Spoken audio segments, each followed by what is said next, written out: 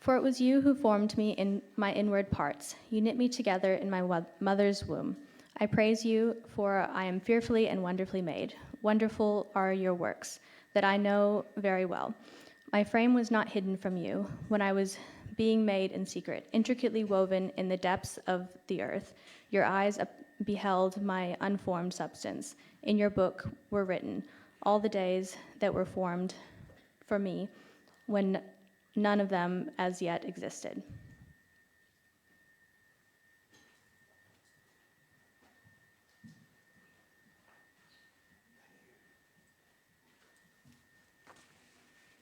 Thanks, Cheyenne.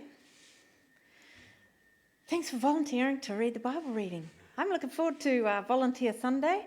I was just sitting there thinking that somebody greeted people. Actually, somebody unlocked the church and organised all the sound and AV stuff and put all these microphones up, and our worship team came and sang, and someone was greeting at the door. Later on, there are going to be people who are organising supper.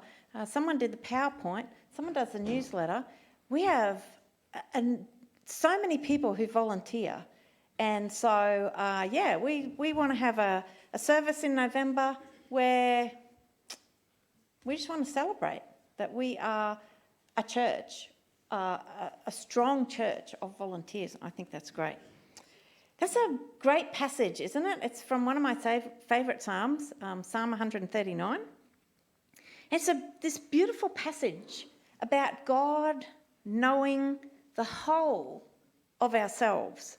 And the psalmist expresses in this lovely poetic way the conviction that God knows everything about us, that God knows when we sit down to watch Netflix, stand up to stack the dishwasher. God knows our motivations. He sees the words on our tongue before those words are even spoken. And God doesn't just read the thoughts we have in our brains, but knows us through and through.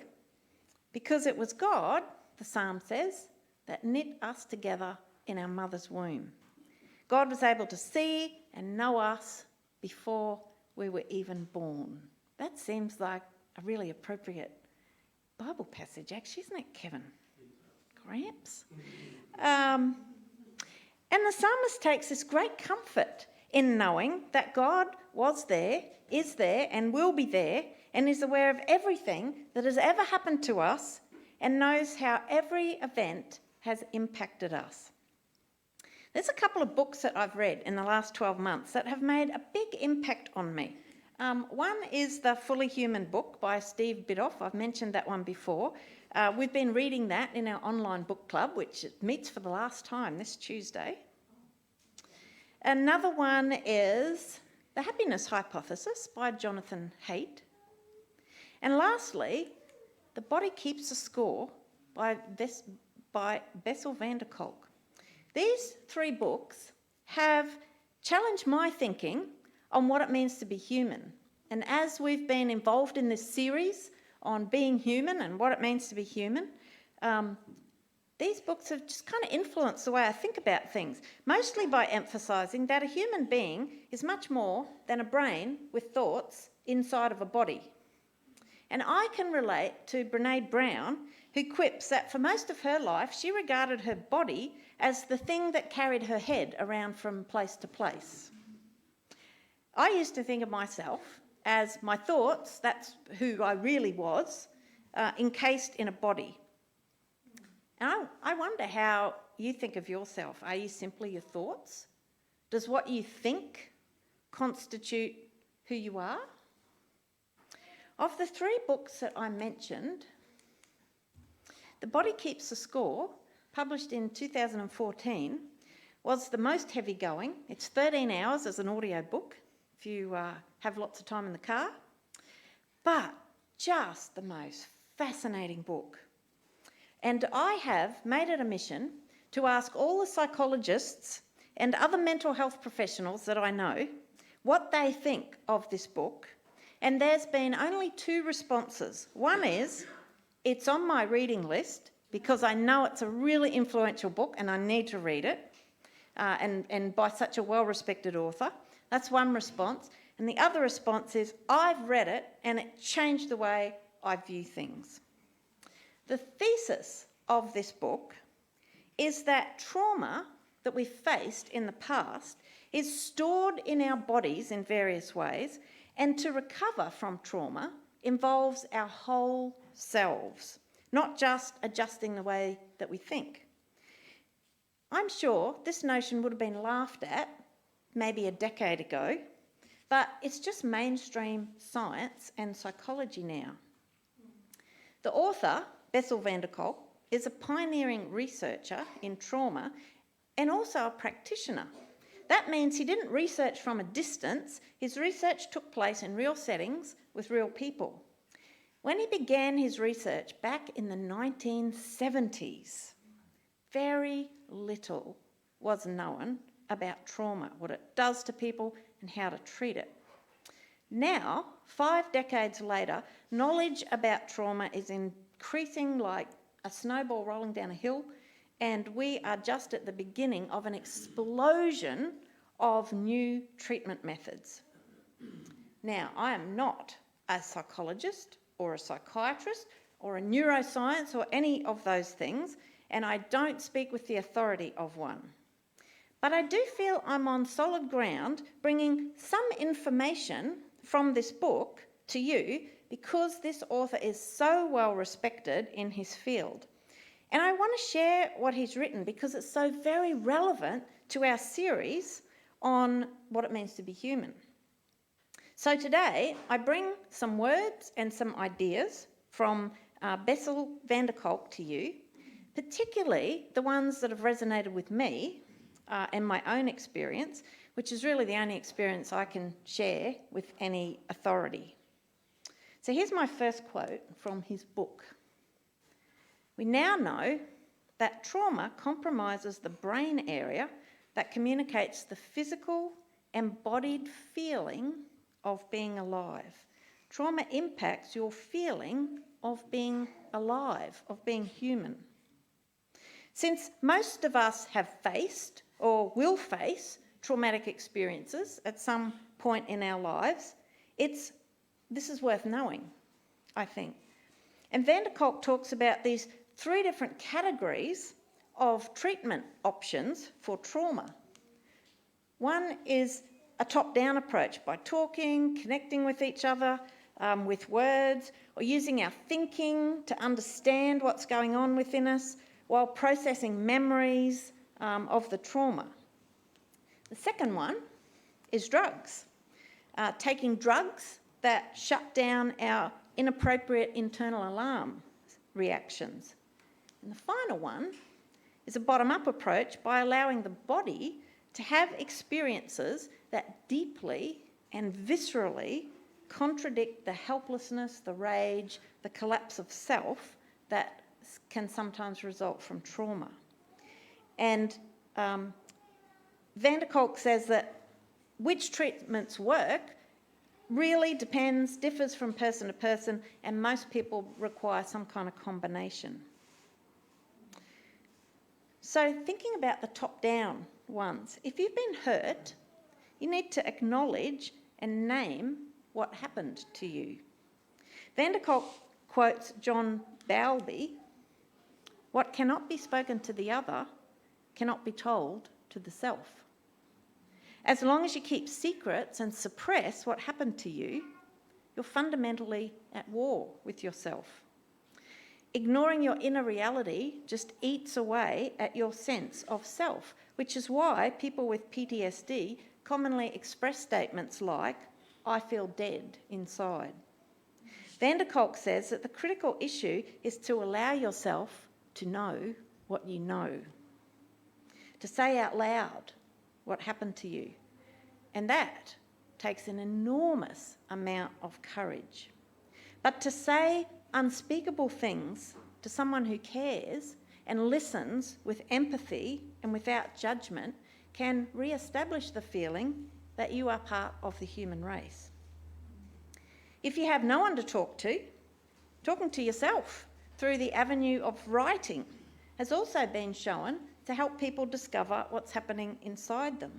So free writing is simply the technique of picking up a pen and writing on paper. Anything that comes to mind without trying to process, without worrying about grammar, that's hard for me, or worrying about how to put the sentences in order. Just simply to pick up a pen and begin writing. And doing this exercise with a difficult or traumatic experience in mind can unearth all sorts of emotions that you never knew were there. Drugs. Van der Kolk lived through the discovery and then the widespread use of a range of drugs to treat psychosis, depression, anxiety, and trauma symptoms. He was one of the first to be involved in trials of antipsychotic drugs, and he saw remarkable results from where this field had been. People who'd been locked up in their own terrifying realities and physically locked up in mental care units were able to return to their families and communities. He saw the short-term benefits that drugs like Prozac, Zoloft and Paxil made in relieving acute symptoms of trauma and depression. And while he continued to use pharmacology to help his patients, he became more and more interested in researching the approaches that were bottom-up, methods of dealing with trauma that allowed the body to have experiences that contradict the helplessness, rage or collapse of the self brought on by trauma. And it's these body-based methods that I just found the most fascinating in his book when reflecting on what does it mean to be human. Because I think even the existence of these methods tell us an awful lot about what it means to be human. Much of the impact of trauma comes from the sensation of being trapped or helpless, whether that's being emotionally trapped in an abusive relationship or physically trapped in a crashed car. I found this fascinating. If a car accident victim is able to exercise their own agency, if they're able to, say, wrench the door open and get themselves out, or move their body in such a way that they're directed by their rescuer so they can kind of cooperate with the rescue, or if they're able to help somebody else who's been involved in that accident, they usually recover from the trauma of that accident fairly quickly. If, however, a victim finds themselves trapped and unable to move, unable to help themselves, unable to help anyone else, then trauma takes a much greater toll. And so one promising form of therapy is to encourage the victim to reenact the scene of trauma, but with a different ending. So literally pretending to kick an imaginary car door open and clamber out. Or acting out a different ending to an abusive relationship, one in which they stand up to their abuser and take charge of their lives by ending the relationship. And Van der Kolk saw remarkable results when he helped his patients find ways of doing that. One of the most powerful experiences of my own life was to take a 3-day self-defence course, where I had several opportunities to fight off a number of heavily padded attackers in realistic scenarios with every ounce of force that I had. In general, I am committed to non-violence. I'll just put that out there. But there is something very liberating and healing about kneeing a large man in the groin with as much force as you can muster. And I regard that weekend as the most significant factor in recovering from childhood sexual abuse. You can recover from sexual assault. You just have to find the path that works for you. Yoga is another treatment method that Van der Kolk discovered. He found that that was also effective in healing trauma, because trauma victims aren't comfortable in their bodies. And yoga helps people to get out of their heads and experience their bodies, to discover the limits of where their bodies start and end, to pay attention to their breathing, to feel tension and then feel the release of tension. You know, not long ago, the concept of yoga being a treatment strategy for poor mental health was laughed at. And now, most hospitals offer yoga programs. If trauma makes people feel like they're cut off from the rest of the human race, then engaging in activities that put us in sync with other people also help people recover. We're social creatures, aren't we? Like, here we are all sitting together. And we love to mirror each other, to feel a sense of belonging in communities. Van der Kolk found that activities like singing together, where you add your voice to the voices of those around you, or dancing in sync, whether that be line dancing or the tango. Rowing in a crude scull, where the crucial thing is to have your oar touch the water at exactly the same time and exactly the same angle as everyone else's oars. The rhythm of throwing a ball backwards and forwards, backwards and forwards. The teamwork that happens in a basketball game or playing in an orchestra. All of these things reconnect people with people and does it in ways that aren't to do with thoughts or words, but by using the body. They put us in tune, they put us in sync with other human beings, and that's wonderfully life-giving and healing. Of all the strangest therapies, few are stranger than EMDR, eye movement desensitisation and reprocessing. Originally, it was used for PTSD in people returning from combat situations and first responders who deal with traumatic events. Now, it's used for a variety of trauma patients. When Van der Kolk first encountered it, he was very sceptical because it just seemed so weird. This new fad where a therapist waved their fingers in front of a patient's eyes while the patient recounted a stream of loosely associated memories. But he soon changed his mind when he actually tried it and was astounded at the results his patients were getting. In successful cases, traumatic memories lose their emotional intensity and their power to torment. The memories are still there, but they seem more like sort of distant, something unpleasant, happened in the past a long time ago. At the time of the book's publication, 2014, it was still unclear why these rapid sideway movements of the eyes, while mentally focused on a traumatic memory, helped people recover from the most horrific traumas. Maybe it stimulates what happens in dreaming, and dreaming processes memories and this REM sleep, rapid eye movement sleep. But however it works, the evidence is overwhelming that it does. We are bodies, not just thoughts in a brain. If I've piqued your interest with anything tonight, you can get a copy of Van der Kolk's book. I should get commissioned, shouldn't I? His book, The Body Keeps the Score. And you can read about many other of body-based approaches to trauma, which shows that humans do not consist of thoughts in our heads carried around from place to place by our bodies. Rather, we're complex, interconnected emotions and hormones and instincts and blood and bone and thoughts and neural pathways. If you don't think you're up to 13 hours of audiobook, another option is to get Steve Biddulph's book, Fully Human, which we've been doing in our book club. It has some similar ideas about who we are as humans, and it also deals with the topic of trauma. In the meantime, go back to the words of the psalmist, who wrote these words 3,000 years ago, and I wonder if he knew even more than Bessel van der Kolk. For it was you, God, who formed my inward parts. You knit me together in my mother's womb.